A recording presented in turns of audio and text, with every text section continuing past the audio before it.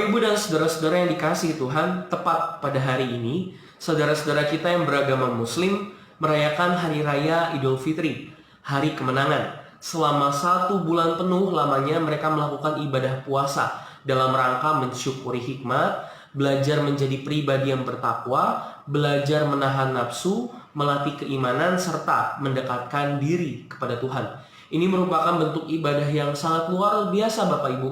Bila di antara mereka ada yang mampu melakukannya dengan penuh keseriusan dan dilakukan secara penuh. Artinya selama 1 bulan tidak ada yang bolong puasanya. Apakah Bapak Ibu pernah melakukan ibadah puasa? Apakah kita umat Kristen juga dianjurkan untuk melakukan ibadah puasa? Atau apakah ibadah puasa hanya dilakukan oleh umat Muslim, Bapak Ibu?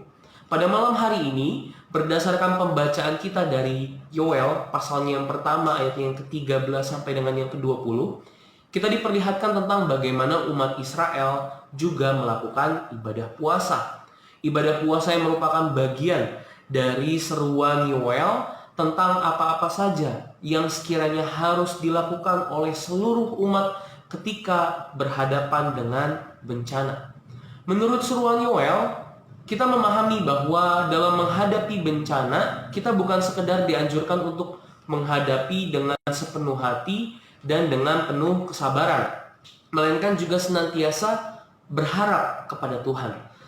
Tetapi tentu bukan sekedar berharap, mereka juga dianjurkan untuk berkabung dan mengadakan ibadah puasa. Kira-kira untuk apa hal itu dilakukan, Bapak Ibu? Untuk apa umat berpuasa? Untuk apa kita berpuasa? Apalagi saat sedang menghadapi bencana.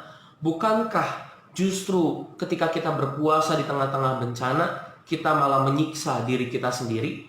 Ternyata ada hal menarik daripada ibadah puasa itu sendiri, Bapak Ibu. Selain untuk menjaga kesehatan tubuh, apalagi di antara kita yang juga sudah dianjurkan dokter untuk melakukan puasa demi kesehatan, atau juga bukan sekedar untuk merasakan bagaimana sulitnya memperoleh makanan, sehingga kita turut menjadi pribadi yang lebih bersyukur dan menghargai segala beban yang dirasakan oleh orang lain. Berkabung dan berpuasa kali ini diserukan Yoel agar umat menunjukkan penyesalan terhadap setiap perbuatan yang tidak berkenan di hadapan Tuhan. Di dalam penyesalan ada pertobatan. Bertobat bukan sekedar mengakui dan menyesal, melainkan juga berkomitmen untuk berusaha berubah, memperbaiki diri, menghindari diri dari segala sesuatu yang salah yang telah kita perbuat.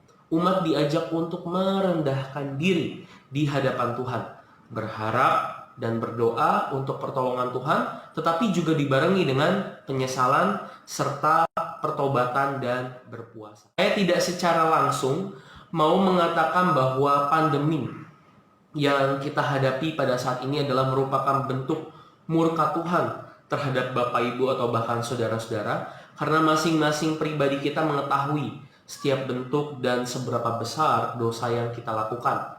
Ini bukan saat-saat di mana kita merasa diri kita paling benar dan pandemi ini terjadi karena dosa orang lain. Ini bukan saatnya kita mempermasalahkan siapa yang salah dan akibat dosa siapa. Karena merendahkan diri di hadapan Tuhan berarti secara pribadi kita mengakui bahwa ya, saya punya salah. Ya, saya punya dosa. Dan saya mau bertobat. Teruslah berharap Bapak Ibu bahwa Tuhan akan memulihkan keadaan ini. Seruan Yoel pada malam hari ini juga diserukan kepada kita pada saat ini yang sedang menghadapi bencana bersama-sama. Mari bersama-sama kita menyerahkan diri kepada Tuhan. Mari bersama-sama kita bertobat. Amin. Sampai berjumpa lagi Bapak Ibu di i5 edisi yang berikutnya.